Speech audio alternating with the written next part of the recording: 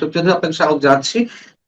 আহ নিশ্চয়ই এটি বাংলাদেশের মানুষ অবগত রয়েছেন যে গত রোববার ডিপ্লোম্যাটিক জোনে যা চললো, একাধিক দূতাবাসে, চারটি দূতাবাসে ইমেইলের মাধ্যমে সন্ত্রাসী হামলা হুমকি দেওয়া হয়েছে, এবং তার পরিপ্রেক্ষিতে আমরা যেটি দেখলাম পরবর্তীতে যে গোয়েন্দা পুলিশের পক্ষ থেকে দাবি করা হলো যে চাঁদার দাবিতে এই সন্ত্রাসী হামলার হুমকি দেওয়া হয়েছে, এবং একই সঙ্গে তারা বললো যে এটি একটি ভুয়া গ্রুপের কাজ।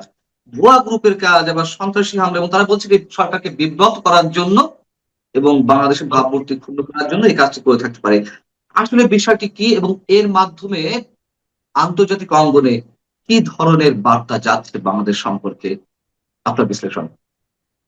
অনেক অনেক ধন্যবাদ।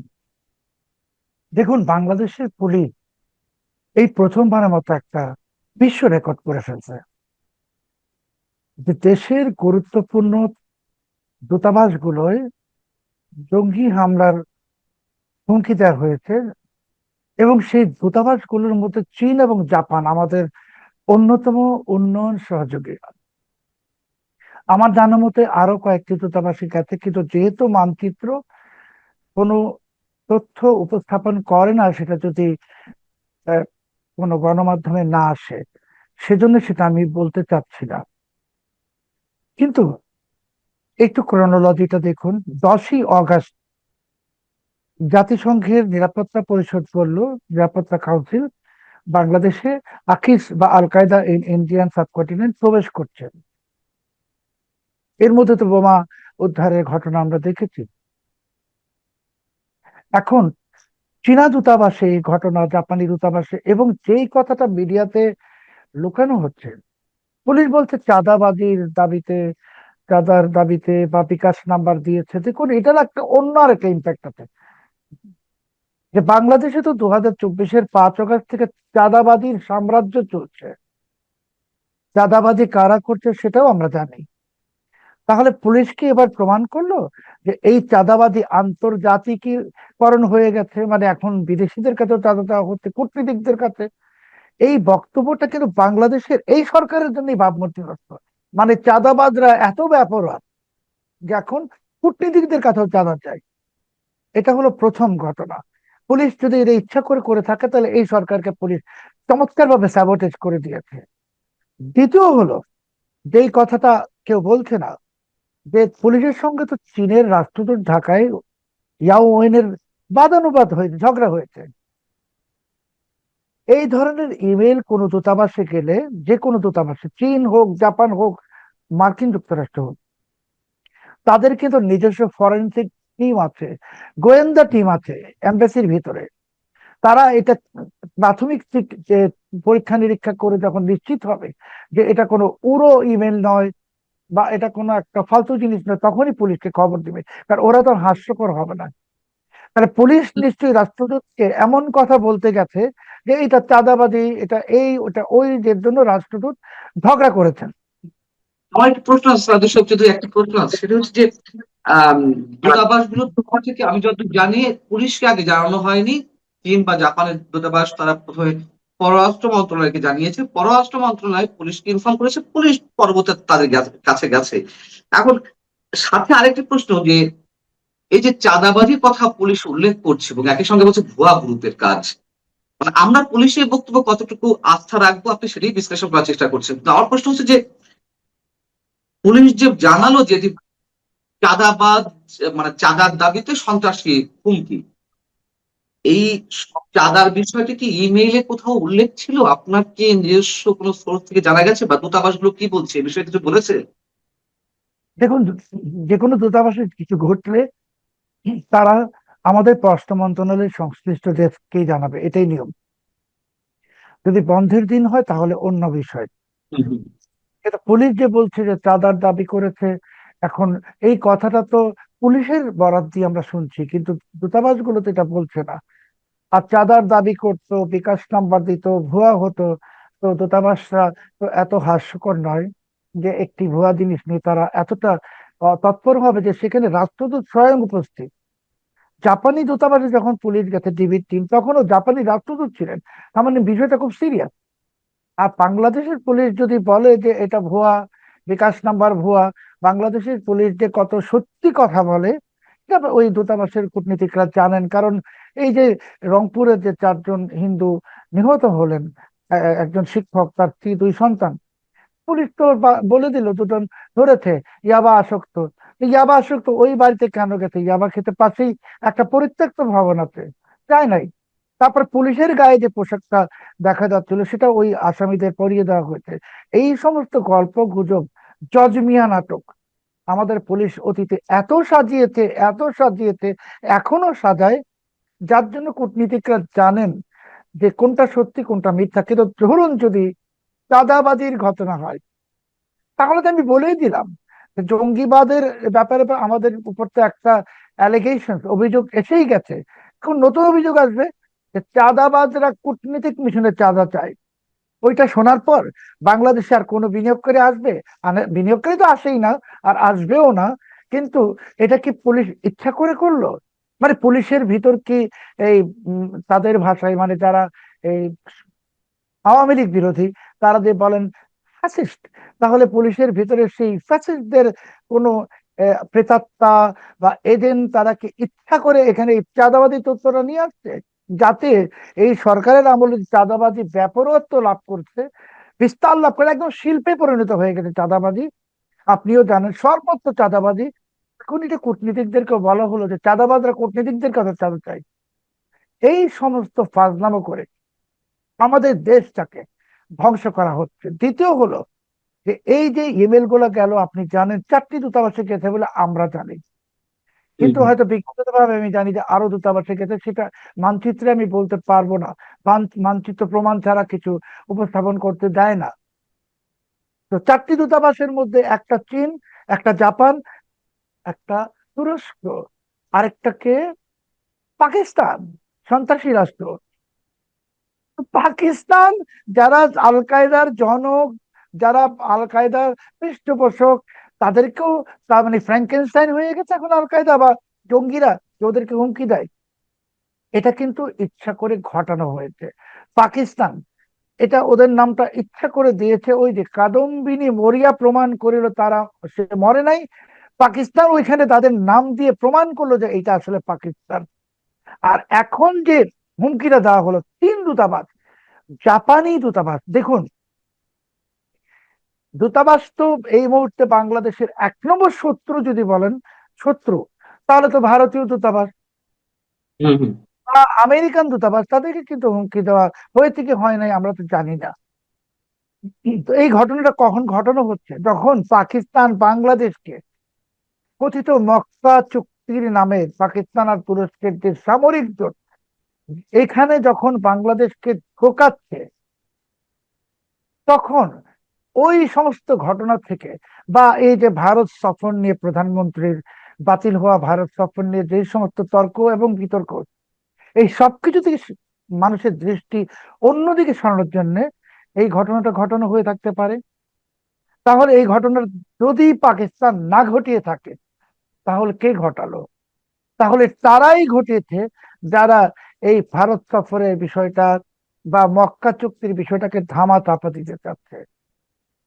এখানে কিন্তু জিনিসটা এত সহজ না। পুলিশ বলছে চাঁদা চেয়েছে, বিকাশ নাম্বার ভুয়া। আর এই যে পুলিশ কথাগুলো বলছে, যা আমি আপনি শুনছি গণমাধ্যমে, তো ওই দূতাবাস গুলোতে তো তাদের নিজস্ব এ, অনুবাদক আছে। তারা তো একদম ওয়ার্ড টু ওয়ার্ড অনুবাদ করে সেটা এই রাষ্ট্রদূতকে দিবে, এবং রাষ্ট্রদূত তাদের হোম অফিসে পাঠিয়ে দিবে। আমি তো অবাক হব না যে এইভাবে যদি একটা সিরিয়াস থ্রেট, মানে কূটনৈতিক মিশনে যে থ্রেট, সিরিয়াস থ্রেট, পৃথিবীর কোন দেশে, আজ অব্দি পৃথিবীর কোন দেশে কূটনৈতিক মিশনে ইমেল করে হুমকি দেওয়া হয় নাই। আক্রমণ হয়েছে, হামলা হয়েছে, কিন্তু ইমেল করে হুমকি দেওয়া হয় মাত্র একটা দেশে, এবং সেই দেশটির নাম হলো পাকিস্তান। তাহলে কি আমরা তো পাকিস্তান হয়ে গেছি? মানে আমাদের পাকিস্তানে যা ঘটছে এখানেও সেটা ঘটছে, ইমেইলে হুমকি। এবং এটাকে যদি সরকার সিরিয়াসলি না নেয়, আপনি নিশ্চিত থাকুন এর একটা চরম পরিণতি আমাদের দিকে আছে। চীন তো আমাদেরকে টাকা এমনিতেই দিবে না, গ্যাস নাই, বিদ্যুৎ নাই, আইন শৃঙ্খলা পরিস্থিতি নাই, কেউ টাকা দিবে না। চীন কেন? কেউই টাকা দিবে না। এখন সরকার যে কাজগুলো করছে এটাকে আমরা ইংরেজিতে বলি সুইসাইডাল, আত্মঘাতী বলুন। আপনার অনুমতি নিয়ে আমি দুইটা তিনটা তথ্য একটু এখানে সন্নিবেশিত জি। করব। যে দেখুন, ড্যামরাতে যে বোমা ধরা পড়লো, ডেটো বোমা। ডেটো হুম বোমা হুম। বলতে মানে ছোট বোমা, যেটা আপনি পানির বোতলে বা এমনকি ইঞ্জেকশনের সিরিঞ্জে ওই বোমাটা বানানো যাবে, কিন্তু এগুলো সব প্রাণঘাতী বোমা। তো এই ডেটো বোমার সাথে যা সংশ্লিষ্ট যাদেরকে গ্রেপ্তার করা হয়েছে, একজনকে বলা হয়েছে সে দাওয়াতুল ইসলামের সদস্য।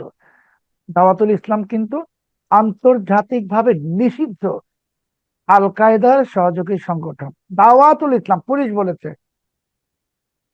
তাহলে আপনি অন্য ঘটনায় সাভারে আপনি শুনেছেন যে বাড়িতে রেড করা হয়েছে, এটা বলেছে জেএমবি।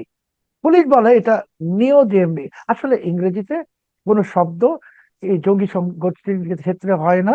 যেমন ইসলামিক স্টেট যেটাকে আমরা বলি, ওটার অরিজিনাল নাম হলো দায়েশ, আল হুম কায়দা, হুম। বোকো হারাম, আল শাবাব, এইগুলো আরবি নাম। তো এই যে নিও জেএমবি, আমি মানচিত্র অনুষ্ঠানে বলেছিলাম সম্ভবত, যে এই জঙ্গি সংগঠন তার কোনো মিষ্টি বিরিয়ানির দোকান না, যে নিউ অমুক সুইট, নিউ তমুক বিরিয়ানি, এগুলো সব ফাজলামো হচ্ছে। জঙ্গি বাংলাদেশে ঢুকে গেছে, জঙ্গি বাংলাদেশে ঢুকে গেছে, এবং সেই জঙ্গি আল কায়দা। এটা এখন বর্তমান সরকার ধামাচাপা দিতে চেষ্টা করছে, যেটা ঠিক এই বিএনপি সরকার 2001 থেকে 2006 তখনও এই কাজ করেছিল। আপনি বলবেন 2001 2006 তো এটা বিএনপি জামাত জোট সরকার ছিল, এখন তো বিএনপি জামাত যুক্ত সরকার। কি তো, বরঞ্চ এটা আরো ভয়ঙ্কর, এটার সঙ্গে এখন ইউনুসও আছে। তো এই 2001 থেকে 2006 যে ধামাচাপা দেওয়ার পর 5-এ যে ঘটনা ঘটলো, দেশব্যাপী সিরিজ বোমা হামলা, এই সরকার আমাদের গোটা জাতিকে, দেশকে মহা বিপদের দিকে নিয়ে যাচ্ছে। আমি আপনাকে গ্যারান্টি দিয়ে বলছি যে এই সমস্ত জিনিস নিয়ে যে ফাজলামো হচ্ছে, দূতাবাসে হামলার হুমকি।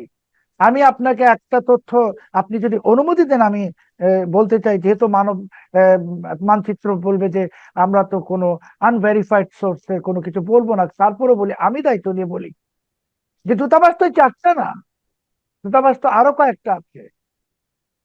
সেই দূতাবাসগুলোর নাম তো গভর্নমেন্ট বলছে না। কেন বলছে না? বা ওই দূতাবাসগুলো ইনফর্মই করেনি গভর্নমেন্টকে।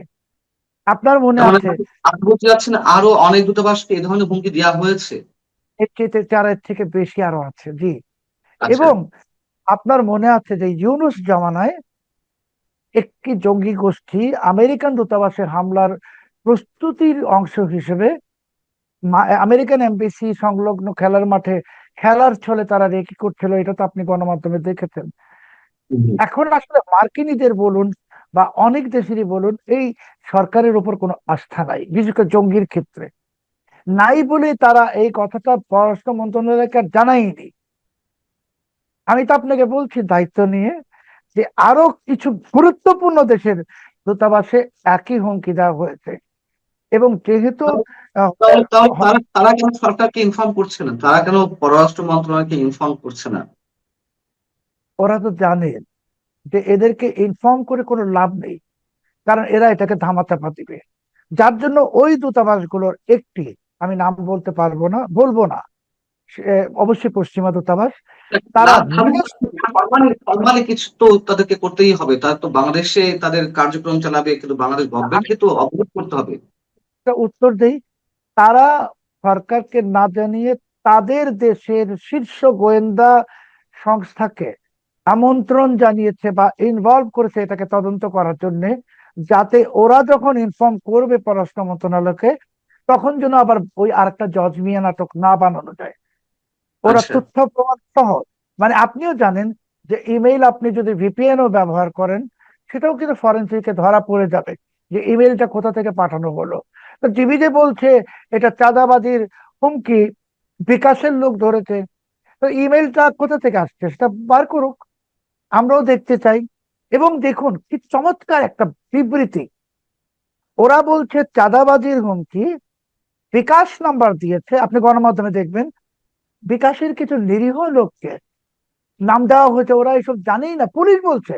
আরে হুম হুম বাংলাদেশের পুলিশ হুম। তো উল্টা বলে যে বিকাশের লোক ওই সংঘবদ্ধ চক্রের সঙ্গে জড়িত, এটা না বলে কি বলছে, নিরীহ লোকদের নাম দিয়েছে, ওরা জানেই না। তার মানে পুলিশ তো আসলে ওই যে চাঁদাবাদী তথ্যটা উপস্থাপন করে সেইখানে যে বিকাশ ইত্যাদি গল্প ফাঁদছে, সেটার কারণে যেন আরো কিছু লোককে ধরতে না হয়, আগেই তাদেরকে দায় মুক্তি দিচ্ছে যে এরা কিছু জানে না, এরা নিরীহ। পুরো ঘটনাটা আমি আপনাকে বলছি যে এই জঙ্গি হামলা নিয়ে যে খেলাধুলা শুরু হয়েছে, এটা পরিণতি ভালো না। স্বরাষ্ট্রমন্ত্রী জাতিসংঘের ওই প্রতিবেদনকে ডিনাই করেছেন এবং বলেছেন যে এটি গুরুত্বের সহকারে নেওয়ার কিছু নেই। আমার প্রশ্ন হচ্ছে যে কেন সরকার এটি হাইড করার চেষ্টা করছে? যদি হাইড করে থাকে তাহলে কেন হাইড করার চেষ্টা করছে? এবং আমি আপনার সঙ্গে মানে এই প্রশ্নের সঙ্গে একটি বিষয় জুড়ে দিতে চাই। জামায়াতের আমির ডাক্তার শফিকুর রহমান তিনি রোববার একটি মন্তব্য করেছেন যে 24শে আন্দোলন ফাইনাল যুদ্ধ ছিল না, ওটা ছিল রিহার্সেল, সামনে আরো অনেক বড় যুদ্ধ।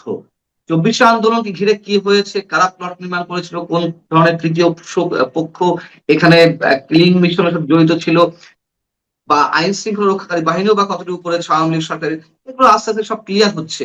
জামাতে আমিরের এই বক্তব্যের সঙ্গে আপনি কোনো কিছু, কোনো ইঙ্গিত পান কিনা আগামী দিনের রাজনীতি নিয়ে? আপনার এই প্রশ্নের দুটো উত্তর। তো উনি বলেছেন যে জাতিসংঘের এই রিপোর্টটি অনুমান নির্ভর এবং এটা সরকার আমলে নিচ্ছে না। তো এটা ওনাকেই আমি বিনয়ের সাথে জানতে চাইবো যে এই রিপোর্টটা অনুমান নির্ভর। আর যখন জাতিসংঘ বললো 800 কতজন মারা গেছে, ওইটা একদম সলিড, ওইটা দিয়ে মামলা করা যাবে, সাজা দেওয়া যাবে। আপনাদের পক্ষে যেটা যায় সেইটা হলো একদম মানে কোরআনের বাণী, বাইবেলের বাণী, আর যেটা পক্ষে গেল না সেটা অনুমান নির্ভর। এক। দ্বিতীয়, আপনার যে প্রশ্নের উত্তর, দেখুন জামাত আর এনসিপি, শফিকুর রহমান সাহেব বা আসিফ, যে ওই যে এনসিপির একজন আছে আসিফ, কি যেন, আসিফ মাহমুদ, এরা তো আসলে একই।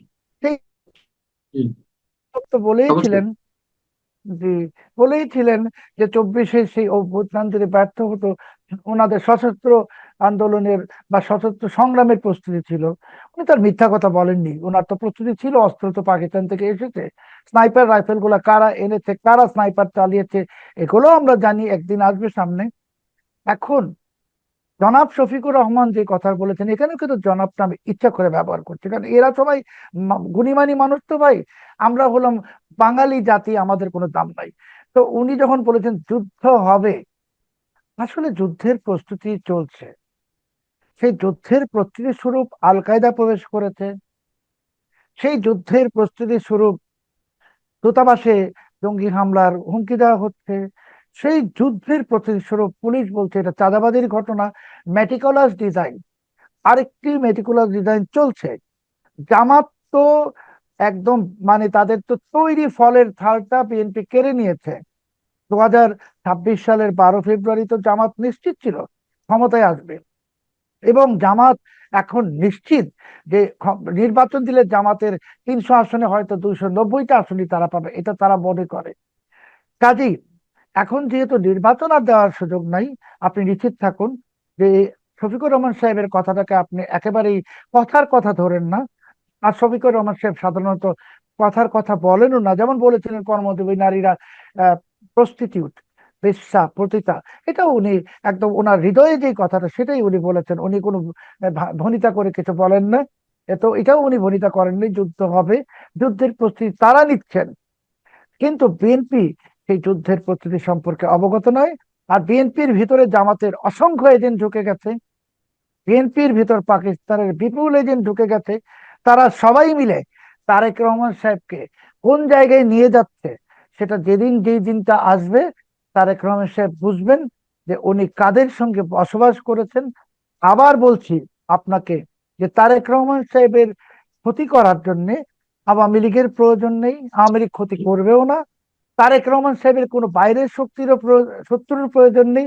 তারেক রহমান সাহেবের ঘরের মধ্যে এবং ওনার আঙিনায়, আঙিনায় মানে জামাত, এরাই ওনাকে সর্বনাশ করবে। বিএনপি সরকারের জন্য ভয়ঙ্কর বিপদ ধেয়ে আসছে। বিএনপি সেটা বুঝতেছে কি বুঝতেছে না আমি জানি না, কিন্তু ভয়ঙ্কর বিপদ বলতে ভয়ঙ্কর বিপদ। আবারও বলছি, আগের বার বলেছিলাম এই মানচিত্র অনুষ্ঠানে যে জঙ্গি ইস্যু নিয়ে হেলাফেলা করার কারণে এই সরকারের প্রতিটি লোকের উপরে নিষেধাজ্ঞা আসবে, আন্তর্জাতিক নিষেধাজ্ঞা।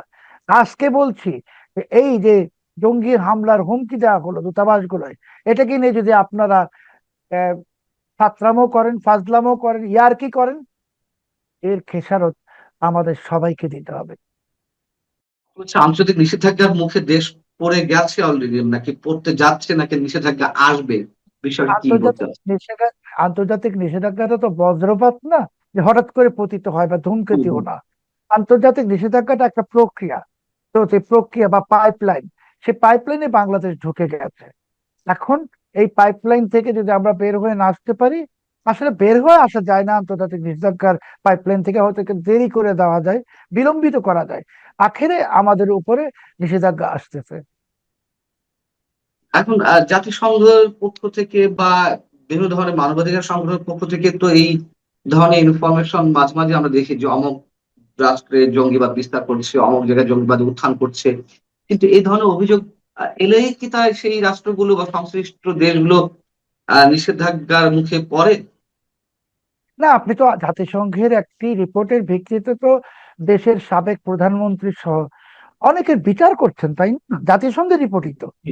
আপনি তো সেটা বলছেন, এটা একদম বাইবেলের বাণী। তো ওইটা যদি বাইবেলের বাণী হয়, তাহলে এটাও বাইবেলের বাণী। আপনি তো একটা মানবেন অন্যটা মানবেন না, এটা তো হয় না। জাতিসংঘের রিপোর্ট মাত্র, আর কিছুই না। জাতিসংঘ বলে দিচ্ছে যে এখানে 800 না কয়শো লোক মারা গেছে, সেটার ভিত্তিতে আপনি দেশের সাবেক প্রধানমন্ত্রীকে মৃত্যুদণ্ড দিয়ে দিয়েছেন। অথচ যে জাতিসংঘের ভলকার টুর্ক বা আন্তনিও গুতেরেস, এরা তো ইউনূসের বন্ধু। ভলকার তুর্কের বিরুদ্ধে তো অসংখ্য অভিযোগ আছে, অসদাচরণের অভিযোগ। তো এইগুলাও তো হওয়ার পরেও তো আপনি সেই রিপোর্ট নিয়ে নাচতেছেন। আপনি সেই রিপোর্ট নিয়ে দেশের সব থেকে প্রাচীনতম রাজনৈতিক দলকে এবং আপনার রাজনৈতিক প্রতিপক্ষকে ঘায়েল করছেন। তাহলে ওইটা সত্যি হলে এটাও সত্যি, আর যদি এটা মিথ্যা হয় ওইটাও মিথ্যে। এইটা যদি অনুমান নির্ভর হয় আল কায়দা, তাহলে ওইটাও অনুমান নির্ভর। তাহলে পুরো বিচারটাই অনুমান নির্ভর। আপনাদেরকে এখন সিদ্ধান্ত নিতে হবে কোনটা সত্যি। যে স্বরাষ্ট্রমন্ত্রী যে বলেছেন যে এই রিপোর্টটি অনুমান নির্ভর, আমরা ওনার কথাটা মেনে নিব। যদি ওই রিপোর্টটিও অনুমান নির্ভর হয়, যেখানে বলা হয়েছে 800 লোক মারা গেছে, এটা অনুমান নির্ভরিত। জাতিসংঘ কে এসে বাংলাদেশে তদন্ত করছে নাকি? ওইখানে ইউরোপের লোকেরা ওনাদেরকে বসিয়ে চা কফি এবং অন্য জিনিস খাইয়ে যে কাগজ ধরিয়ে দিচ্ছে, ওইটাই জাতিসংঘের রিপোর্ট। এইগুলো তো বললে হবে তবে না। তাহলে এখন বলছে কারা? সরকার একটা আপনি হর্নস অফ ডায়ালগ সরকার একটা হর্নস অফ ডায়ালেমাতে পড়ে গেছে, উভয় সংকট। আপনাকে বলতে হবে জাতিসংঘের সবকিছু দৈববাণী, যা বলে হুম। সবই দৈববাণী। তাহলে তো আল কায়দা আসছে, এটাও দৈববাণী। এবং শেখ হাসিনাকে যেই রিপোর্টের ভিত্তিতে বিচার করছেন, সেটাও দৈববাণী। সমস্যা নাই। আর যদি বলেন এটা অনুমান নির্ভর, তাহলে ওইটাও অনুমান নির্ভর। এবং এই সালাউদ্দিন সাহেবের এই বক্তব্য আপনি লিখে রাখেন, যখন শেখ হাসিনাকে ফেরত দেওয়ার ব্যাপারটা আদালতে যাবে, তখন এই রেফারেন্সটাই আসবে, যে জাতিসংঘ অনুমান নির্ভর কথা বলে। দেখবেন আপনি এটা আসবে, এই আদালতে বলা হবে, ম্যাজিস্ট্রেট কোর্টে, যেটা অনুমান নির্ভর। আপনারা ফেঁসে যাচ্ছেন, কারণ কি? একটি মিথ্যা যখন আপনারা তৈরি করছেন, সেই মিথ্যা দিয়ে আপনারা এত বড় ঘটনা ঘটাচ্ছেন, তো সেই মিথ্যার বাদে আপনারাই এখন পড়ে গেছেন। এখন যদি আপনারা এই জাতিসংঘকে ডিসক্রেডিট না করতে পারেন, ডিসক্রেডিট মানে তাদের কথাকে উড়িয়ে না দিতে পারেন, যে না ওইটাও বাদ, ওইটাও বাদ, ওই রিপোর্টটাও বাদ, নতুন করে তদন্ত হবে, তাহলে বাংলাদেশ বেঁচে গেল। আর যদি ওইটাকে চালু রাখেন, এটাও চালু থাকবে, এবং বাংলাদেশের দিকে নিষেধাজ্ঞা ধেয়ে আসছে। না, যদি তাই হয়, আহ, মানে সন্ত্রাস বা জঙ্গি গোষ্ঠীর তো নানান ধরনের উদ্দেশ্য থাকে, এক এক দেশে এক এক ভাবে তারা বিস্তার লাভ করে। বাংলাদেশে আহ কথিত ধর্মীয় জঙ্গিবাদী গোষ্ঠী তাদের একটা লক্ষ্য থাকতে পারে, কিন্তু তাদের সঙ্গে রাজনৈতিকভাবে বিশেষ গোষ্ঠীর সম্পর্কটা কি, কারা খেলছে? জঙ্গি গোষ্ঠীদের মোটা দাগে সব জঙ্গি গোষ্ঠীর লক্ষ্য হলো খেলাফত রাষ্ট্র প্রতিষ্ঠা। হুম। আর সেখানে রাজনৈতিক দল যদি বলেন আপনি জামাত ইসলামী, এরা কিন্তু মুসলিম ব্রাদারহুড থেকে জন্ম নেয়া, এবং মুসলিম ব্রাদারহুড কিন্তু ওই একই খেলাফত রাষ্ট্র। মানে অনেকটা ওই যে হিজবুত তাহরিরদের যেটা, একই রকম। তো জামাতে ইসলামী তো অরিজিনালি গণতন্ত্রে বিশ্বাস করে না। ওরা তো আল্লাহর আইন নামে বলতে যেটা বোঝায় সেটা খেলাফত রাষ্ট্র। তো জামাত খেলাফত রাষ্ট্র চায়, হিজবুত তাহরির খেলাফত রাষ্ট্র চায়, জঙ্গিরাও খেলাফত রাষ্ট্র চায়। এখন আপনি বুঝে নিন যে জঙ্গিদের সহযোগী শক্তি এখানে কারা। বিএনপি তার খেলাফত রাষ্ট্র চায় না, আওয়ামী লীগ তো চাওয়ার প্রশ্নই ওঠে না। তাহলে যারা বাংলাদেশকে খেলাফত রাষ্ট্র বানাবে, যেই খেলাফত রাষ্ট্রে এমনকি তারেক রহমান সাহেবের রাজনীতি করার কোনো অধিকার থাকবে না। মানে একদম সহজ করে বলি, যে আগে 2024 প্রক্রিয়া শুরু হয়েছে, জি। সেটাকে এখন সার্জিক্যাল ফর্মে নিয়ে যাওয়া হয়েছে। এই জঙ্গি গোষ্ঠীর তৎপরতার মাধ্যমে যদি খেলাফত প্রতিষ্ঠা করে, শুধু -2 না, মাইনাস ডেমোক্রেসি, বাংলাদেশের গণতন্ত্র থাকবে না, বাংলাদেশে খেলাফত রাষ্ট্র প্রতিষ্ঠা হবে। এবং যেটা রেজেপ তাইয়েপ এরদোয়ান, তুরস্কের প্রেসিডেন্ট, উনি চান, আমরা সেই পথে হাঁটছি। আমরা শেষ করব, শেষ করার আগে একটা প্রশ্ন, সেটা হচ্ছে যে সরকার কি তাহলে আসলে হাত পা গুটিয়ে বসে আছে আপনার মনে হয়? মাঝে মাঝে তো ধরা হচ্ছে জঙ্গি নেই, তারপরও বলা হচ্ছে যে অমুকে জেএমবির সাথে সম্পৃক্ত ছিল, অমুক ওই সংগঠনের সঙ্গে জড়িত ছিল। তো আহ সরকার কাজ কি করছে না আপনার মনে হয়? সরকার বলতে যদি একটা দেহ বুঝি, এই দেহটার মাথা কোথায় আমরা তো খুঁজে পাই না ভাই। আসলে যে দেশকে চালাচ্ছে, আমরা কি জানি যে পররাষ্ট্র নীতি যদি আপনি বলেন, তো দেখা যায় পররাষ্ট্র নীতির সিদ্ধান্ত একজন ব্যক্তি নিচ্ছে, একজন ব্যক্তি মাত্র। সেখানে তো প্রধানমন্ত্রীর কোনো কিছু আছে বলে মনে হয় না। সরকার বলে কোনো কিছু নাই এখানে, একটা খিচুড়ি অ্যাডমিনিস্ট্রেশন, প্রশাসন খিচুড়ি। মানে এখানে চাল ডাল অনেক কিছু আছে। তো এরা কখন কি করছে বুঝতে পারছে না। কিছুদিন আগে দেখলে বোমা উদ্ধার হলো, এখন আবার বোমা উদ্ধার বন্ধ হয়ে গেছে। আপনার কি মনে হয় যে ওই জঙ্গিরা তাহলে সব প্রেসার কুকার বুড়িগঙ্গাতে ফেলে দিয়েছে? এটা ফেলে নাই তো। তো লোক ছিলেন এক সময়, তারপরে এখন তো নিজে সক্রিয় রাজনীতির সঙ্গেও আছেন। তো আমি রাজনৈতিক কিছু প্রসঙ্গ নিয়ে আগে কথা বলি, পরে সামরিক বাহিনী নিয়েও একটু কথা বলতে চাইবো যদি আপনার সময় থাকে। আপনি দেখছেন এর মধ্যে আমাদের নতুন একজন আমরা রাষ্ট্রপতি পেয়েছি, এবং নির্বাচিত হয়েছেন উনি অনেক বছর পরে। নির্বাচনটা হয়েছে, সেই নির্বাচন কিরকম হয়েছে সেটা নিয়েও নানা রকম আলোচনা হয়েছে। কারণ এমন একটা নির্বাচন হয়েছে যে নির্বাচনে আবার 70 ধারার প্রয়োগ ছিল। 70 ধারার প্রয়োগ থাকার মানে এখানে অনেকটা প্রকাশ্যে নির্বাচন, কে কাকে ভোট দিল সেটাও জানা গেল। যে ভোটে প্রকাশ্য হয় সেটা নির্বাচন কিভাবে হয় সে এটা নিয়েও আবার একজন স্বতন্ত্র সংসদ সদস্য প্রশ্ন করেছেন, এবং উনি নির্বাচনে অংশই নেন, ভোট দিতে যান। তারপর আমরা একজন খুবই মানে সর্বজন গ্রহণযোগ্য একজন ব্যক্তিকে রাষ্ট্রপতি হিসেবে পেয়েছি। রাষ্ট্রপতি নির্বাচনের পর রাষ্ট্রপতি আমার প্রথম উনি একটা শপথ গ্রহণ অনুষ্ঠান পরিচালনা করেছেন। 4 জন নতুন মন্ত্রী পেয়েছি আমরা, একজন মন্ত্রীর প্রমোশন হয়েছে। তো অনেক কিছু আমরা দেখলাম। আমি এটা নিয়ে একটু আপনার সঙ্গে কথা বলছি যে এই যে রাষ্ট্রপতি নির্বাচন প্রক্রিয়া নিয়ে প্রশ্ন, এবং 4 জন নতুন মন্ত্রী নিয়োগ করা, এবং কেন তাদের নিয়োগ করা হলো, এত বড় মন্ত্রিসভা আমাদের দরকার আছে কিনা, কি মনে করেন আপনি? মানে আপনার দল কি মনে করে, আপনি কি মনে করেন? জি, আপনাকে ধন্যবাদ। নতুন নির্বাচিত রাষ্ট্রপতি মির্জা ফখরুল ইসলাম আলমগীর অত্যন্ত সজ্জন এবং ক্লিন ইমেজের একজন মানুষ। তেমন একজন মানুষকে বিএনপি সরকার যেহেতু নির্বাচিত করেছেন, আমরা সকলের পক্ষ থেকে তাকে মানে মানে অসীম ধন্যবাদ আমরা জ্ঞাপন করতে পারি, এবং আমাদের জনতার দলের পক্ষ থেকে তাকে আমরা ধন্যবাদ জ্ঞাপন করছি। এ বাদে মন্ত্রণালয় পরিবর্তন, কোনো মন্ত্রীর পদোন্নতি, কোনো নতুন মন্ত্রী নিয়োগ, সবকিছু এটাকে খুবই রুটিন অ্যাফেয়ার বলে আমি মনে করি। তবে এত বড় মন্ত্রিসভার কোনো প্রয়োজন বাংলাদেশের জন্য কখনোই ছিল না। এটা দিন দিন বাড়তে শুরু করেছে, আরো হয়তো ভবিষ্যতে বাড়বে। এবং মন্ত্রী এবং উপদেষ্টা মিলে যে সংখ্যা আছে সেটা বাংলাদেশের জন্য একটা বাড়তি সংখ্যা বলে আমি মনে করছি। এবং সবচেয়ে বড় যে বিষয়টা আমাদের জন্য প্রশাসনিকভাবে দুর্বলতা, সেটা হচ্ছে যে এই মন্ত্রণালয়গুলো কিন্তু ক্লাস্টার সিস্টেম করা উচিত, যেটা গ্রুপ করে যদি করা যেত তাহলে মন্ত্রীর সংখ্যা কমানো যেত। এবং গত 6 মাসে আমরা সরকারিভাবে রাষ্ট্রের যে বিভিন্ন মন্ত্রণালয়ের যে কার্যক্রম, সেখানে খুব ইতিবাচক কোনো উন্নতি আমরা কিন্তু লক্ষ্য করছি না। সুতরাং প্রশাসনিক বিষয়গুলিকে সামাল দেওয়ার জন্য এবং বিভিন্ন ক্ষেত্রে যে জটিলতাগুলো তৈরি হয়েছে, সংকট তৈরি হয়েছে, গ্যাস এবং বিদ্যুতের সংকট শুরু হয়েছে, মানে শিল্প প্রতিষ্ঠান বিশেষ করে রেডিমেড গার্মেন্টস ফ্যাক্টরি প্রায় 900 বন্ধ হয়ে গেছে। এগুলি এবং আর্থিক খাতে যে বিভিন্ন অনিয়ম হচ্ছে, সবকিছু মিলে খুব একটা অস্থিরতার ভিতর দিয়ে কিন্তু বাংলাদেশের অর্থনীতি এবং রাজনীতি ধাবিত হচ্ছে।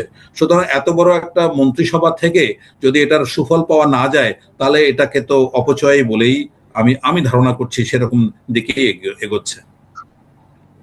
জি, এর সময় আরেকটা বিষয় বেশ আলোচিত হচ্ছে, এখনো হচ্ছে, কদিন আগে আরো বেশি বেশি হতো।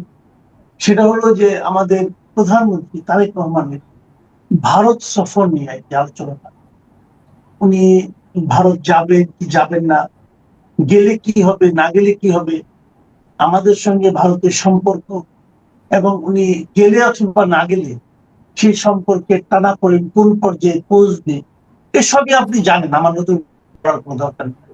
আপনি নিজে কিভাবে দেখেন এই যাওয়া না যাওয়া এই বিষয়গুলো?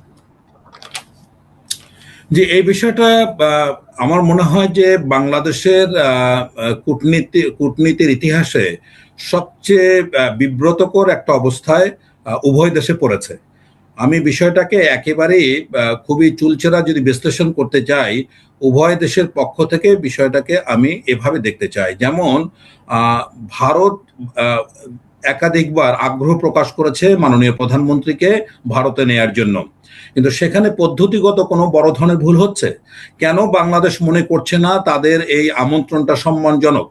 কেন প্রথম মিটিংটা আপনার ব্রিক্সের সাইড লাইনে হতে হবে? সো এই প্রশ্নগুলি বড় ধরনের একটা উদ্বেগ তৈরি করেছে। দ্বিতীয়ত আসি যে বাংলাদেশের পক্ষ থেকে রেসপন্সটা যেটা হয়েছে সেটাও যথাযথ হয়নি বলে আমি মনে করি। এটা ভারত এবং বাংলাদেশের যে কূটনীতি, এটাকে আমি শিশুতোষ কূটনীতি বলে মনে করি। ছেলে খেলার মতো, খেলতামাশার মতো বিষয় হয়ে দাঁড়িয়েছে।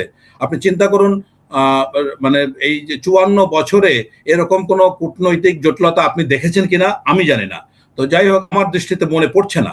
এখন বাংলাদেশের নবনির্বাচিত প্রধানমন্ত্রী ভারতে যাবেন, বাংলাদেশের সাথে ভারতের দ্বিপাক্ষিক যে বিষয়গুলি আছে এগুলি এত জটিল এবং এত কঠিন, এবং সেটার ক্ষেত্রে দ্বিপাক্ষিকভাবে সরকার প্রধান বা রাষ্ট্রপ্রধানের বসার কোনো বিকল্প নাই। আমরা দেখতে পেয়েছি যে 5ই আগস্টের পরে, আওয়ামী সরকারের পতনের পরে, শেখ হাসিনার পতনের পরে ভারত মনস্তাত্ত্বিকভাবে এবং নৈতিকভাবে একটা পরাজয় বরণ করেছে বলে ধরে নেওয়া হয়েছে। এবং সে কারণেই আপনি খেয়াল করুন যে 5ই আগস্টের পরবর্তী সময় বাংলাদেশ ভারতের সকল প্রকার সম্পর্কের দরজা কিন্তু একটার পরে একটা বন্ধ হয়ে গেছে। রাজনীতি, কূটনীতি, বাণিজ্য, এমনকি চিকিৎসার জন্য যে বাংলাদেশিরা যেত, সে ভিসা পর্যন্ত বন্ধ হয়ে গেছে। সুতরাং ভারত এটাকে চ্যালেঞ্জ হিসেবে নিয়েছিল। সে সময় ভারতের সেনাবাহিনী প্রধান বলেছিলেন যে একটা রাজনৈতিক সরকার আসলে এই সমস্যার সমাধান হবে। তো আমরা অধীর আগ্রহে অপেক্ষা করলাম যে রাজনৈতিক সরকার একটি আসলো। তারপরে মাননীয় প্রধানমন্ত্রী কেন ভারতে না গিয়ে চীনে গেলেন বা মালয়েশিয়ায় গেলেন, সেটা নিয়ে বিস্তৃত আলোচনা হলো। তারপরে ভারত থেকে একাধিকবার আমন্ত্রণ জানানো হলো, এবং এই যে আমন্ত্রণটা জানানো হচ্ছে সেটাকে বাংলাদেশ সম্মানবোধ করছে না। এখানে বড় একটা জটিলতা তৈরি হয়েছে। সুতরাং আমরা গত সপ্তাহ ধরে বিভিন্ন ধরনের কথাবার্তা যে দেখছি, এর অনেক আপত্তিকর কথাবার্তা পর্যন্ত আসছে। বিনা সিকরি বলেছেন যে বাংলাদেশের প্রধানমন্ত্রীকে বিশ্ব পর্যায়ে নেতৃত্বে আনতে যাচ্ছেন, বা বাংলাদেশের প্রধানমন্ত্রী ভুল করছেন। এমন হবে কেন? আমাদের তো বিনা পয়সায় বিনা স্বার্থে এত বড় উপকার করার কথা না। কিন্তু কথা হচ্ছে যে বাংলাদেশকে এই বিষয়টা বিবেচনা করতে হবে। বাংলাদেশ যে দুটো শর্ত দিয়েছে, শেখ হাসিনার প্রত্যর্পণ এবং ওসমান হাদির আসামিদের ফিরিয়ে দেওয়া, এই বিষয়গুলো কোনো সহজ বিষয় নয়। তাহলে এত কঠিন কঠিন শর্ত দেওয়ার মানেটা কি? এখন দেখুন, বিষয়টা হচ্ছে এই ভিজিটের সাথে, মাননীয় প্রধানমন্ত্রীর বাংলাদেশের ভারতে ভিজিটের সাথে এই আমাদের 18 কোটি মানুষের এবং ভারতের 143 কোটি মানুষ বা 50 কোটি মানুষের ভাগ্যের সাথে জড়িত। সুতরাং এই বিষয়টা এত খেলতামাশার ভিতরে দেখলে হবে না। তো আমাদের প্রতিবেশী রাষ্ট্র হিসাবে ভারত চারদিক থেকে ঘিরে আছে। চীনের সাথে এটার কোনোভাবে মেলানো সম্পর্ক এটা সম্ভব নয়, প্রয়োজন। আমাদের দেখতে হবে আমাদের স্বার্থ কোথায়। এই ভিজিট যদি না হয় তাহলে উভয় দেশে ক্ষতিগ্রস্ত হবে। এখানে অনেকগুলি বিষয় আছে। এক্সট্রাডিশনের যে চুক্তি আপনার যে শর্ত দিয়েছে শেখ হাসিনার, এটা কি সহজ কোনো বিষয়? আপনি অগস্তো পিনোশের কথা চিন্তা করেন, পিনোশোকে কি ফেরত নিতে পেরেছে? ব্রিটেন তাকে এক বছর আইনি লড়াইয়ের পরে তারপরে পিনোশোকে দিতে রাজি হয়েছে। কিন্তু দেখুন বাংলাদেশের যে সাবেক প্রধানমন্ত্রী সেখানে আশ্রয় নিয়েছেন, এই আশ্রয়ের মধ্যে কি রাষ্ট্রীয় ব্যবস্থাপনা ছিল না? শেখ হাসিনা যখন বাংলাদেশ থেকে ভারতে যান তখন তো যে কোনো ব্যবস্থায় রাষ্ট্রীয় ব্যবস্থাপনায় তিনি দিয়ে গিয়েছেন, এটার সমঝোতার মাধ্যমে হয়েছে। এখন ভারতের সেনাবাহিনী প্রধান দাবি করেছেন যে বাংলাদেশ সেনাবাহিনী এবং বাংলাদেশের রাষ্ট্র ব্যবস্থা তখন তাদেরকে অনুরোধ করেছে বলে তারা শেখ হাসিনাকে নিয়েছেন। এখন বিষয়টা যেটাই হোক না, এখন আমাদের যে দ্বিপাক্ষিক সম্পর্ক ভারতের ক্ষেত্রে, সুতরাং প্রত্যর্পণের বিষয়টি ভারত সহজে করবে না, এটাই স্বাভাবিক। সুতরাং এরকম কঠিন শর্ত দিয়ে ভারতের সাথে বসার সম্ভাবনা আমি দেখি না অন্তত। তারপরে বিষয়টা বুঝতে হবে যে আমাদের অনেক দ্বিপাক্ষিক বিষয় আছে যেটার সমাধান ভারতের সাথেই হতে হবে, এর কোনো বিকল্প নাই।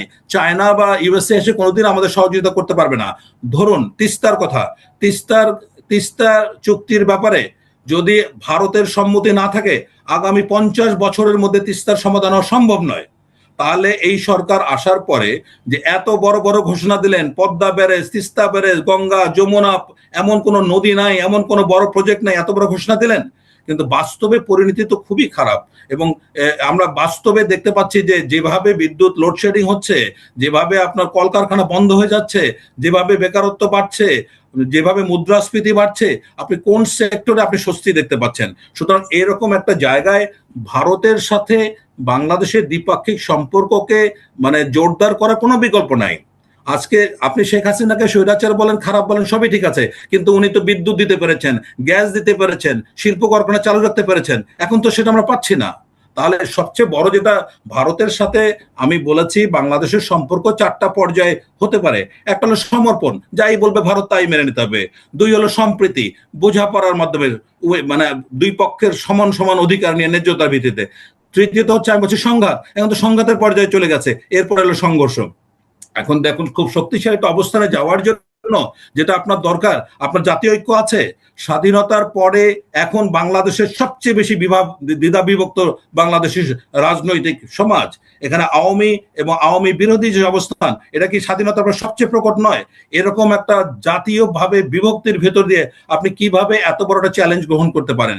দ্বিতীয়ত হলো, আমাদের কোনো ডেটোরেন্স ক্যাপাসিটি আছে যা দিয়ে ভারতকে আমরা মোকাবেলা করতে পারবো? এগুলি নাই। এগুলি বাস্তবতার নিরিখে এগুলি বিচার করে তারপরে আপনার এই সিদ্ধান্ত নিতে হবে। আমরা বলেছি বারবার, দেখুন বস্তা পচা ভারত বিরোধিতা করে কোনো লাভ নাই, এ কথা আমরা অনেক শুনেছি। একইভাবে আমি মনে করি বিএনপি সরকার আস্তে আস্তে কিন্তু বিচ্ছিন্ন হয়ে যাচ্ছে। আপনার এক হলো আওয়ামী একটা বিশাল সমর্থন তারা হারিয়েছে। আপনার দেখুন সবচেয়ে বড় ক্ষতিটা হয়েছে কার মাধ্যমে? অন্তর্বর্তীকালীন সরকারের সময়, প্রফেসর ইউনূসের সময়। তখন যদি আওয়ামী লীগকে নির্বাহী আদেশে ব্যান করা না হতো তাহলে কিন্তু আজকে এই পরিস্থিতি হতো না। বিএনপির সবচেয়ে বড় ক্ষতিটা হয়েছে কিন্তু সে সময় বা অন্তর্বর্তীকালীন সরকারের মাধ্যমে। কিভাবে নির্বাহী আদেশে আওয়ামী লীগের মধ্যে এত বিশাল জনভিত্তির একটা রাজনৈতিক দলকে ব্যান করা হয়, এটা তো ভুল হচ্ছে। তারপরে আমি মনে করি যদি এমন হতো যে দুষ্কৃতিকারী যারা ক্ষতি করেছে, যারা অন্যায় করেছে, জুলুম করেছে, সেই সব আওয়ামী লীগারদের আপনি শাস্তি দেন, কিন্তু নিরীহ আওয়ামী লীগের যারা 90% নিরীহ আওয়ামী লীগার, তারা গত 1.5 বছর 2 বছর ধরে ঘরে থাকতে পারছে না, ঘুমাতে পারছে না। তা তাদের তো একেবারে মানে জীবন একেবারে অচল হয়ে গেছে, তারাও তো একটা মুক্তির কথা চিন্তা করবে। সুতরাং বিএনপি সরকার ক্ষমতা আসার পরে এই যে এত মিথ্যা মামলা হামলা হয়েছে, প্রথম উচিত ছিল এই যে বিশাল আকায় আওয়ামী লীগের যারা নিরীহ মানুষ ছিল তাদেরকে আস্থায় নিয়ে আসা, সেই কাজটা করা হয় নাই। এই কারণে কিন্তু বাংলাদেশের জনসংখ্যা মানে মানুষ এখন ভীষণভাবে রাজনৈতিকভাবে দ্বিধা বিভক্তির দিকে পড়ে আছে। সুতরাং একটা বিশাল অংশ চাচ্ছে শেখ হাসিনা ফিরে আসুক, অরাজকতা সৃষ্টি হোক এবং এভাবে পতন হোক। এটা কি সরকার বুঝতে পারছে না?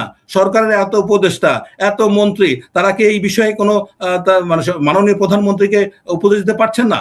আমরা বারবারে বলছি স্বাধীনতার পর থেকে বাংলাদেশের যত চুক্তি হয়েছে সবই অসম, কোনোটাই উইন উইন নয়, সব উইন লুজ। এটা আমি একাধিকবার আপনার আলোচনা আমি করেছি। কিন্তু কথা হলে এটার ফয়সালা আপনি চোখে চোখ রেখে যে কথা বলবেন, সামনাসামনি বসতে হবে। তো সামনাসামনি যদি নাই বসেন তাহলে আপনার সমাধান আসবে কিভাবে? সুতরাং আমি মনে করি ভারতের দেখতে প্রচন্ড ভুল হয়েছে। ভারত যে অন্যায়টা করেছে, শেখ হাসিনাকে 5ই অগস্টে এই সংবাদ সম্মেলন করতে দিয়ে এক ধরনের ঔদ্ধত্য আচরণ করেছে বাংলাদেশের প্রতি, কোনো সন্দেহ নেই। আবার ভারত যদি এটা ভুল বুঝেই থাকে তাহলে আমাদের পররাষ্ট্র উপদেষ্টা সেদিন বললেন যে ভারত তার ভুল বুঝতে পেরেছে। যদি বুঝতেই থাকে, আপনাদের যদি ইঙ্গিতে দেয়, এটা আপনারা পাবলিক করলেন কি কেন? এটা তো ঠিক না। তো এরপরে আমরা দেখতে পাচ্ছি যে রাষ্ট্রপতি অফিস থেকে সেখানে প্রধানমন্ত্রীকে গার্ড অফ অনার দেওয়ার জন্য প্রস্তুতি নেওয়া হচ্ছে, আবার পরক্ষণে তা উজ্জ্বল করে নেওয়া হচ্ছে। সো এইটা একটা নাটকীয়তার ভিতরে চলছে। আপনি দেখুন, একজন ব্যক্তি জুয়ারি যদি তার জুয়া খেলার জন্য পরিবার পথে বসে, একজন রাষ্ট্র জুয়ারি কিন্তু তার জুয়ায় হারার কারণে পুরো জাতি একটা পথে বসবে। সুতরাং এখানে আমি উভয় ভারত এবং বাংলাদেশ উভয় সরকারের প্রতি আমি মনে করি খুবই সহনশীল ভাবে বিষয়টাকে দেখা উচিত। এটা কোনো ব্যক্তিগত, কোনো দলীয় কোনো সিদ্ধান্ত বা আবেগের বিষয় নয়। এটা উভয় জাতীয় স্বার্থের বিষয়। এখানে ভারতকেও মনে করতে হবে ভারতের কোনো বন্ধু রাষ্ট্র নেই, একমাত্র বন্ধু রাষ্ট্র বাংলাদেশ। বাংলাদেশ যদি ডেটোরেন্স ক্রিয়েট করতে পারে তাহলে ভারতেরও অনেক ধরনের অসুবিধা হবে। আবার একইভাবে আজকে যে বিপদ, আজকে যে সংকট চলছে, সেখানে ভারতে কিন্তু সবার আগে বাংলাদেশকে সহযোগিতা করতে পারে। সুতরাং এই বিষয়গুলিকে মাথায় রেখে প্রথম যে গুরুত্ব দিতে হবে, এটা উভয় দেশের জনগণের স্বার্থের, রাষ্ট্রীয় স্বার্থের বিষয়। সুতরাং এখানে কোনো খেলতামাশার ভিতর দিয়ে এরকম কূটনীতি চলতে পারে না। আমি মনে করি না উভয় দেশ, ভারত এবং বাংলাদেশ, কোনো দেশে এই ভিজিটকে কেন্দ্র করে কোনো পরিপক্কতার পরিচয় দিয়েছেন। ভারতকে মনে রাখতে হবে স্মরণকালের ভারত বিরোধী সেন্টিমেন্ট এখন বাংলাদেশে বিরাজ করছে, সেটাকেও আমলে নিয়ে আসতে হবে। সুতরাং আমি মনে করি খুবই সংবেদনশীল একটি বিষয় এবং যে কোনো মূল্যে এই সফর হওয়া উচিত, আজকে অথবা কালকে। এরকম কথা বলাটা মোটেই কূটনৈতিক শিষ্টাচারের মধ্যে পড়ে না, যে এই তারিখের মধ্যে না আসলে আর ভবিষ্যতে মোদী সরকারের সাথে দেখা করা যাবে না। এই ধরনের কথা কেন রাষ্ট্রীয় পর্যায়ে বলা হবে? আমি তো একেবারেই শিশু সুলভ একটা আচরণ দেখতে পাচ্ছি। আমি খুবই দুঃখিত এবং আমি মনে করি জাতীয় স্বার্থ নিয়ে উভয় দেশ এক ধরনের জুয়া খেলায় মেতে উঠেছে। এটা উভয় দেশের কারোর জন্য কল্যাণকর নয়। জি, আমি এবারে একটু আপনার এই পুরনো যাচ্ছি, যে আপনার পুরনো পেশা যেটা সামরিক ছিলেন, সামরিক কর্মকর্তা ছিলেন এবং সামরিক বিষয়ে আপনার অভিজ্ঞতা অনেক। আমরা ইদানিং একটা প্রবণতা দেখছি বিভিন্ন জায়গায়, বিশেষ করে আমি আপনাকে সরাসরি বলি, কয়েকদিন আগে দেখলাম যে প্যারিস থেকে এক ভদ্রলোক ইউটিউবে উনি কথা বলেন। তো উনি বাংলাদেশ সেনাবাহিনীর কিছু অভ্যন্তরীণ বিষয় নিয়ে কথা বলেন এবং উনি বলার চেষ্টা করলেন যে বর্তমান আর্মি চিফ এবং তার সঙ্গে আরো 2 জন উচ্চপদস্থ সামরিক কর্মকর্তা, তারা নাকি নানাভাবে ষড়যন্ত্র করছেন আবার শেখ হাসিনাকে ফিরিয়ে আনার জন্য। তো আমার কাছে এখানে দুটো প্রশ্ন। একটা প্রশ্ন হলো যে এ ধরনের প্রচেষ্টা আর্মিতে হচ্ছে, তো উনি কি করে জানবেন? এবং এটা যদি উনি জানলে তখনই জানতে পারবেন যখন ওনাকে ভেতর দিয়ে কেউ জানাবে। তাহলে কি আর্মির মধ্যে এক ধরনের দ্বিধা বিভক্তি আছে, গ্রুপিং আছে? এটা কি থাকা উচিত? একটা শৃঙ্খলা বাহিনীর মধ্যে এ ধরনের থাকবে কেন? আবার দ্বিতীয়ত, যার নামে উনি কথাগুলি বলছেন, আমরা তো দেখেছি যে জুলাই আন্দোলনের সাফল্যই তো এসেছে বেসিক্যালি ওনার সিদ্ধান্তের কারণে। তো যিনি শেখ হাসিনার বিদায়ের জন্য কাজ করলেন, তিনি আবার শেখ হাসিনাকে ফিরিয়ে আনবেন কিভাবে? আমি ঠিক বুঝতে পারছি না। আপনি কি এটা নিয়ে একটু বলবেন?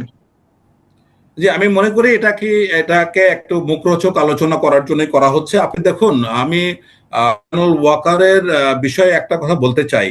উনি চাইলেই একাধিকবার রাষ্ট্র ক্ষমতা গ্রহণ করতে পারতেন এবং তাকে সবচেয়ে বড় কৃতিত্ব দিতে হবে যে এত সুযোগ থাকার পরেও উনি প্রথম থেকে শেষ পর্যন্ত একটা কথা বলেছেন যে তার কোনো ক্ষমতা নেওয়ার কোনো ইচ্ছা নাই এবং রাজনৈতিক সরকারের কাছে তিনি রাষ্ট্র নির্বাচন, এবং তিনি প্রথম রয়টার্সকে ইন্টারভিউ বলেছিলেন যে বাংলাদেশের প্রথম যদি কেউ নির্বাচনের কথা বলে থাকে এটা কিন্তু তিনি বলেছিলেন। এবং এখানে এই যে জুলাই বিপ্লবের পরবর্তী যে 1-1.5 বছর সময় নির্বাচন পর্যন্ত গেছে, তাতে সবচেয়ে বেশি ক্ষতিগ্রস্ত হয়েছে সেনাবাহিনী। এখন হয়েছে কি যে 90-এর পর থেকে বাংলাদেশ সেনাবাহিনীকে রাজনীতিকরণের একটা বড় প্রক্রিয়া চলেছে। আমি মিলিটারি অলিগার্কির কথা অনেকবারে বলেছি যে কতিপয় জেনারেল যেভাবে বাংলাদেশের রাষ্ট্র ক্ষমতা, রাজনৈতিক ক্ষমতা, অর্থনীতিকে দোর্দণ্ড প্রতাপের সাথে নিয়ন্ত্রণ করেছে, তো এটা পৃথিবীর ইতিহাসে দ্বিতীয় কোথাও ঘটেনি। সুতরাং এরকম একটা অঘটন ঘটেছে বাংলাদেশে, এই অলিগার্কির, সামরিক অলিগার্কির কথা বলছি। সেখান থেকে সংশোধিত রূপে ফেরা, প্রশাসনিকভাবে এবং এটার পেশাদারিত্বে ফেরা একটু সময় লাগবে, কোনো সন্দেহ নাই। এখনো পরতে পরতে আগের সরকারের সমর্থক বা এরকম মতামত এরকম মানুষ থাকতেই পারে। সুতরাং যে কোনো একটা বিষয় হওয়া মাত্র এটা বিভিন্ন জায়গায় ছড়িয়ে যায়। আমি খুব অবাক হয়েছি যে আমি যখন মানে কিছুদিন বেশ কয়েকবার আমি সেনাবাহিনী প্রধানের সাথে দেখা করেছি, তা আমি দেখলাম যে দেখা করলাম কেউ জানলো না, এটা আমার ব্যক্তিগত ব্যাপার হতে পারে, আমি একজন সামরিক অবসরপ্রাপ্ত সিনিয়র অফিসার তার সাথে দেখা করতে পারি, কিন্তু দেখলাম যে এটা আমি যেদিন দেখা করি তার পরের দিন এটা কোনো জায়গা থেকে অপপ্রচার হয় যে আমাকে বিশাল রাজনৈতিক সুবিধা দিচ্ছে, আমার রাজনৈতিক দলকে আর্মির দল বলা হচ্ছে। তো আমি ধন্যবাদ জানাই, আমাকে আওয়ামী লীগের বি টিম, রয়ের বি টিম, আইএস এর এজেন্ট, জামাতের এজেন্ট, এমন কোন দল মানে পক্ষ, দল, সংস্থা বাকি নেই রে ভাই। শুধু সিআইএ আর বাকি, মানে রাশিয়ান ইন্টেলিজেন্স বা মোসাদ বাকি আছে। সুতরাং আমার জন্য একটা সুবিধা হয়েছে, আমি প্রমাণ করতে পেরেছি আমি কারোর সাথে নাই, আলহামদুলিল্লাহ। তো এখন দেখুন এই যে বিষয়গুলি আমি এতটুকু বুঝি, এখন রাজনৈতিক সরকার আসার পরে আমি জেনারেল ওয়াকারকে যেভাবে চিনি, উনি অত্যন্ত পেশাদার, সৎ এবং একজন ইমানদার মানুষ। আমি তার কথা কাজের মধ্যে কখনো অমিল দেখি নেই। সুতরাং একজন রাজনৈতিক সরকার এখন রাজনৈতিক সিদ্ধান্ত নেবে, যদি সরকার মনে করে তিনি যোগ্য না তাহলে সরিয়ে দেবেন, এটা ডিফারেন্ট ইস্যু। কিন্তু উনি শেখ হাসিনাকে বা ফিরত আনাতে এই ধরনের কোন আলামত তথ্য আমার জানা মতে নাই। সুতরাং এ ধরনের মুখরোচক কথাবার্তা বলে মানে ওয়েবসাইটকে উত্তেজিত করা, ফলোয়ার বাড়া, এরকমই একটা উদ্যোগ বলে আমি মনে করছি। আর আপনারা এত পুরোনো বিষয়গুলো টেনে কি করবেন বলেন? হ্যাঁ, এটা কথা সত্য যে জেনারেল ওয়াকারের যদি আপনার না থাকতো, ইঙ্গিত না থাকতো, ওনার যদি সহযোগিতা না থাকতো, তাহলে শেখ হাসিনা ভারতে যেতে পারতেন না, এটা আমরা স্বীকার করি। কিন্তু এই জন্য বললাম যে আগের প্রশ্নে যেটা বললাম যে শেখ হাসিনাকে ভারতে পাঠানোর ব্যাপারে সে সময় রাষ্ট্রীয় ব্যবস্থা ছিল। তো হিন্দল বিমানবন্দরে অজিত দোভাল যে মানে ওনাকে রিসিপশন দিয়েছেন, এটার সাথে কি আর রাষ্ট্রীয় সংযোগ নাই? তা সেটাও তো একটা বিষয় বাংলাদেশকে চিন্তা করতে হবে যে আপনারা রাষ্ট্রীয় ব্যবস্থাপনা যাকে পাঠালেন এখন তাকে ফেরত আনার ব্যাপারে মানে সরকার কোনো আলোচনা করবে। সবচেয়ে বড় কথা আপনি এখন বলেন, ইউএসএ, আপনার ইউকে, ফ্রান্স, ইন্ডিয়া সবাই তো এখন চাচ্ছে শেখ হাসিনাকে বাংলাদেশে ফেরত আনার ব্যাপারে। এটা কি মানে কঠিন কোনো বিষয়? এটা কি অপ্রকাশিত বিষয়? এখন ঠেকান, আপনি কিভাবে ঠেকাবেন? এখন যাই হোক না কেন, সার্জিও গোরের বাংলাদেশের ভিজিট পুরো বাংলাদেশের কূটনৈতিক আবহাওয়াটাকে একদম উলটপালট করে দিল। আপনি কি টের পাচ্ছেন না এটা? তাহলে এই যে বিষয়